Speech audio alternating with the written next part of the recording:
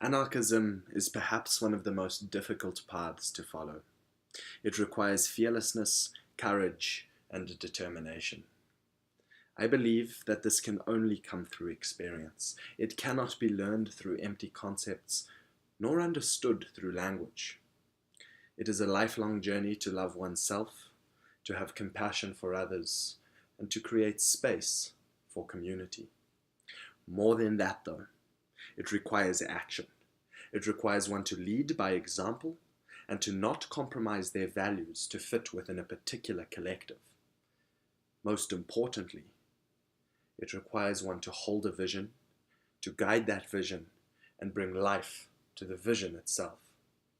Quote, "If ideas are to take root and spread, they need champions, obsessive people who have the skill, motivation, energy, and bullheadedness to do whatever is necessary to move forward, to persuade, inspire, cajole, enlighten, touch hearts, shift perspectives, articulate meaning, and artfully maneuver them through systems." Unquote. I am the dreamer, seeking experience outside of the bounds of time and space, pushing boundaries, breaking limitations, and shifting perspectives, opening my heart, hands, and head to a new paradigm, to a world where I can hold myself accountable for my own existence. Yes, a world where dream crushers no longer have the power to stifle my creativity, to oppress my expression, nor break my spirit. This is a world where community is organic. It's driven by a natural evolution that accepts that the point is pointless, accepts that everything is impermanent, and thus personal liberty becomes a responsibility of the individual to uphold under any circumstance.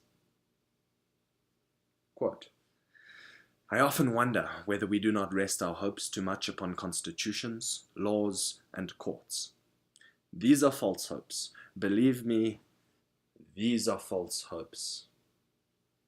Liberty lies in the hearts of men and women, and when it dies there, no court, no constitution, nor law can save it." Unquote. Here I want to introduce my personal opinion. I do not believe that anarchism can ever fully be achieved. But I do believe that anarchism can continue to be approached.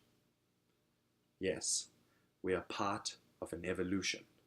We are part of a system that is constantly changing. We are part of a magnificent, bountiful world, and thus by putting all of our energy to a particular goal, we will miss the point. We will just be animals chasing our own tails. And so, what do? We look to the natural world, because the natural world already happens to be anarchist. Yes. So,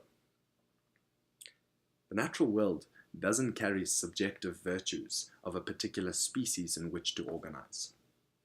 That would be ridiculous. It organically unfolds through the interconnectedness of relationship to other, because the value of partnership is an alternative to domination.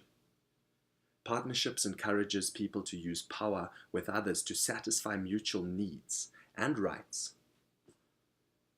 Is that not precisely what the natural world already does? So, quote, "Realization that all things are nothing but expressions of myself, and myself is nothing but the expression of all things," unquote, offers the anarchist the ability to be humble. And in our humility, we form partnerships which serve as a foundation to build, create, and iterate a society that values the qualitative experience of the individual and eliminates the negative externalities of a society that is dominated by an authoritarian state system. In an anarchic awakening, which aligns its virtues with the natural world, an organic unfolding of anarchism will happen. It will become the natural state of affairs within a society. And in the words of Voltairine de Cleyre, the anarchists will respond to their values saying, "I am an anarchist," quote, because I cannot help it, unquote. So, a Acapulco seems like the perfect opportunity to give the formless form. I have spent my entire life defending my spirit against authoritarian institutions.